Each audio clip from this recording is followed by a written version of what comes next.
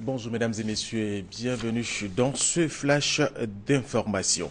Le président de la République Alassane Ouattara a reçu le chef de la délégation de l'Union européenne en Côte d'Ivoire. Thierry de Saint-Maurice est en fin de mission dans le pays. Il est allé faire ses adieux au chef de l'État, Jérôme Kofi Abolin. Mission terminée pour Thierry de Saint-Maurice. C'est pour en informer le président de la République, Alassane Ouattara, et lui faire ses adieux que le chef de la délégation de l'Union européenne en Côte d'Ivoire s'est rendu en fin de soirée ce mardi 28 octobre 2014 au palais présidentiel. Rencontre qui a duré environ 1 heure d'horloge. Elle a été pour Thierry de Saint-Maurice l'occasion d'évoquer quelques souvenirs durant son séjour en Côte d'Ivoire. On a tous vécu, bien sûr, la période de la crise post-électorale. Je ne veux pas m'attarder sur cette période, simplement pour rappeler que l'Union européenne a été aux côtés de la Côte d'Ivoire pour faire aboutir le processus démocratique. Ceci ayant été fait, la Côte d'Ivoire a entrepris une grande période de redressement, d'abord de redressement de son économie et aussi de redressement de son fonctionnement démocratique. L'Union européenne est fière d'avoir été, dans tous ces moments historiques pour le pays, aux côtés des dirigeants de la Côte d'Ivoire et aux côtés du président de la République. Je quitte donc dans quelques jours un pays bien différent de celui que j'ai pu trouver à mon arrivée ici en 2010 et bien différent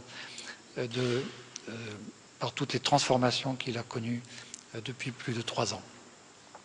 C'est donc un grand plaisir pour moi d'avoir pu participer dans mes fonctions d'ambassadeur de l'Union européenne à cette période importante. Et je quitte le pays avec un peu d'émotion parce qu'aussi c'est un pays qui m'a accueilli d'une manière exceptionnelle sur le plan relationnel, professionnel, politique. Tout a été fait pour que mon séjour ici soit traité avec beaucoup de bienveillance et beaucoup d'amitié. Thierry de Saint-Maurice quitte la Côte d'Ivoire après y avoir passé environ 5 années.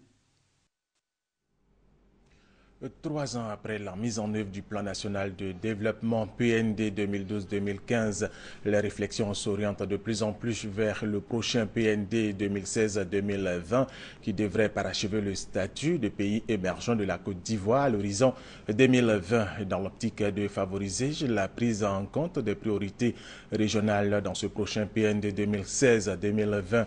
Le ministère d'État, ministère du Plan du Développement, à travers sa direction générale du plan et de lutte contre la pauvreté organise à Yamoussoukro un séminaire de renforcement des capacités régionales en matière de planification du développement local.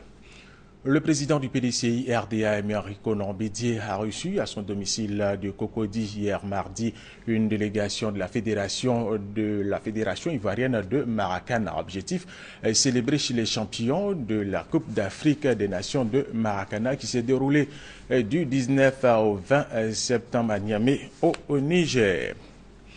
Hier également, les Ivoiriens ont rendu hommage aux éléphantes pour avoir décroché l'une des 3 places qualificatives pour la Coupe du Monde 2015 au Canada. Le gouvernement était représenté par la ministre de la Famille, de la Femme et de l'Enfant, Anne Désiré Oloto. À Ouagadougou, au Burkina Faso, plusieurs centaines de milliers de personnes étaient descendues dans la rue hier mardi pour protester contre la révision de la Constitution. Les syndicats ont appelé à une journée de grève ce mercredi.